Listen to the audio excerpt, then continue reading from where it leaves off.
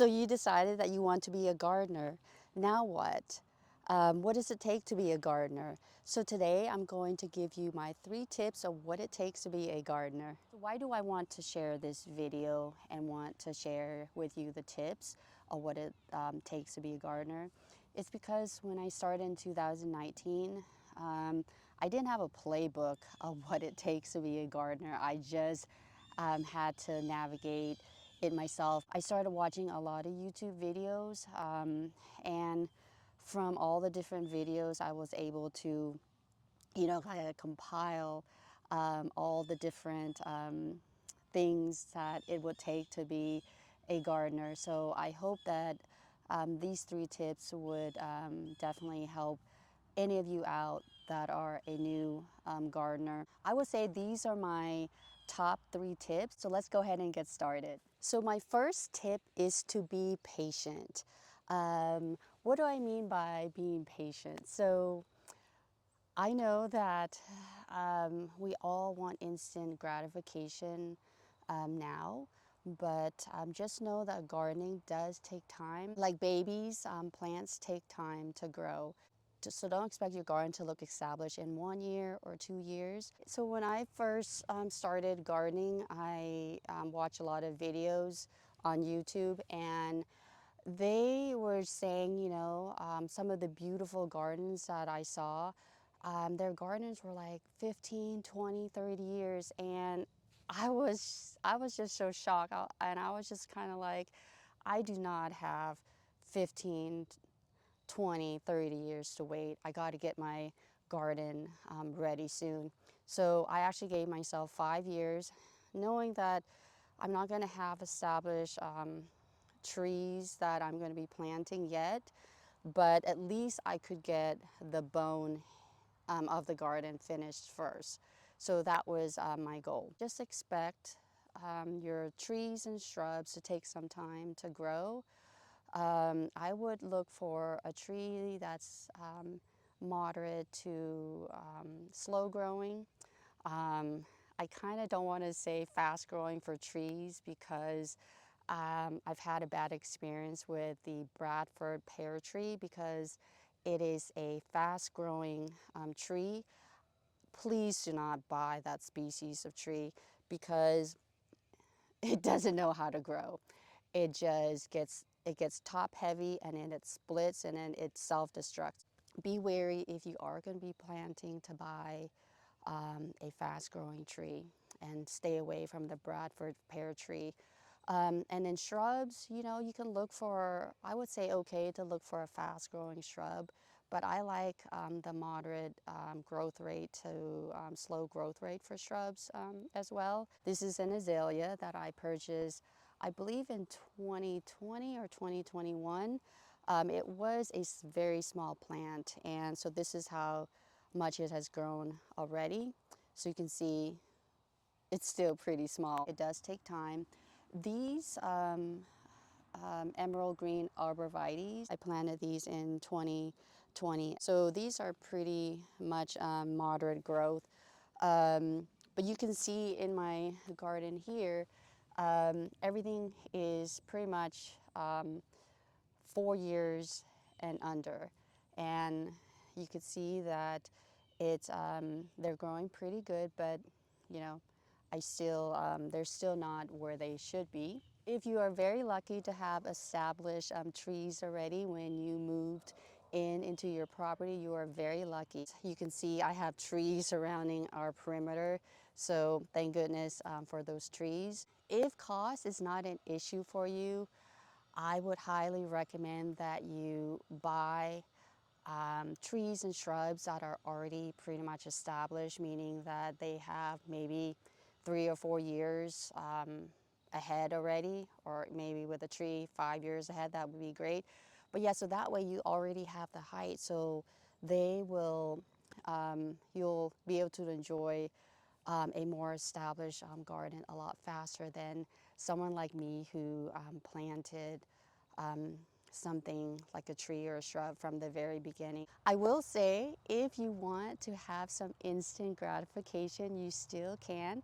Just, plant those shrubs and trees where you want them, And then for that instant gratification, you can go ahead and plant annuals, and they'll fill up the space, and they'll grow pretty fast for you, so you can enjoy that nice sort of established look of the garden with the annuals until your trees and shrubs are established. So my next tip is to have good plant knowledge.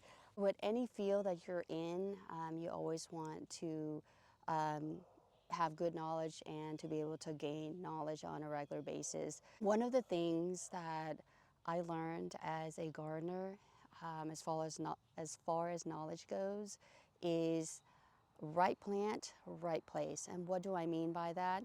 So if a plant requires full sun, it's better to plant it in full sun. Same thing, if a plant um, prefers shade or full shade, it's better to plant that plant in full shade because it's going to do so much better. You're going to have less pest pressure, and then it's going to be a lot easier on you and the plant. So this is just an example.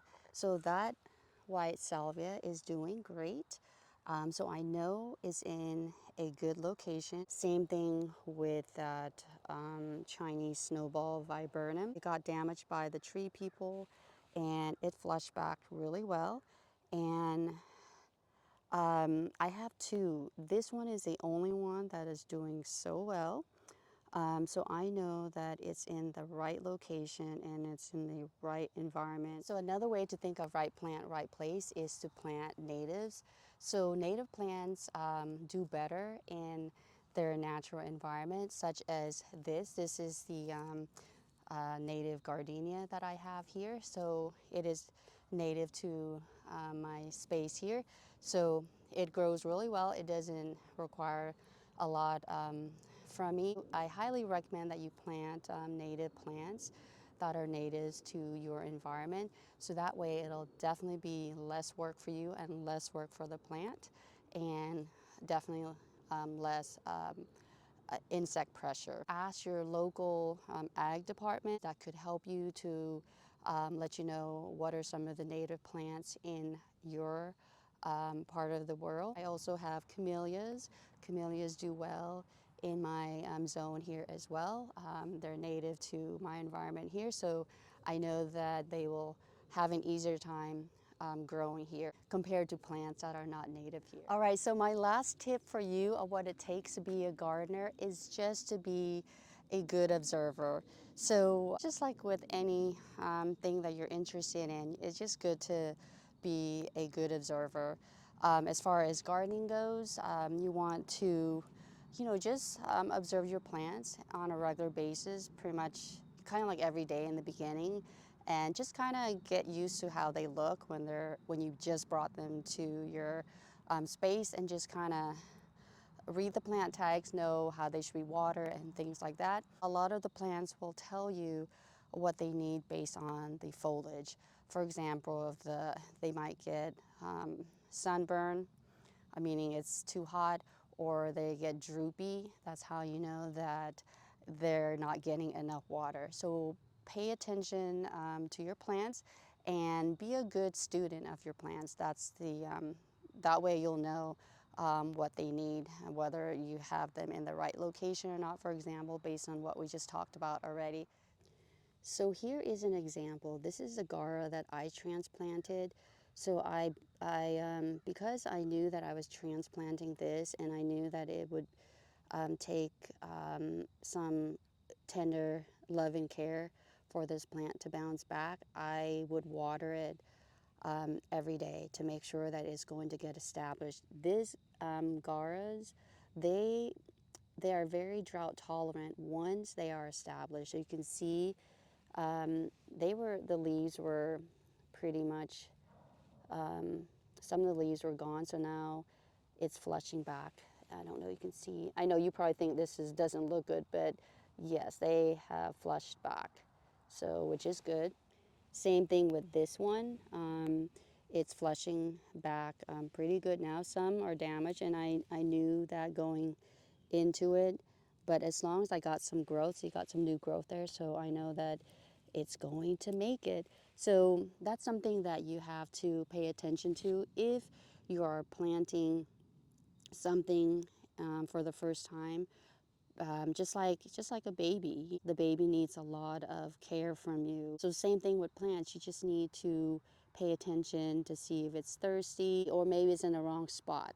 So just being a good observer will definitely help you with gardening. Just know that it takes time to be a good observer. It takes time to be patient, and it definitely takes time to have plant knowledge. I'm still learning. I don't have it all down, but from my experience, I know these are my very top 3 tips that will definitely help you, especially if you are a new gardener.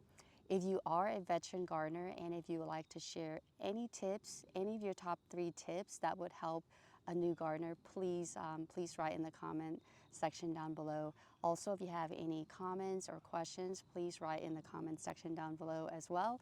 And I think that's it. Until my next video, take care and bye for now.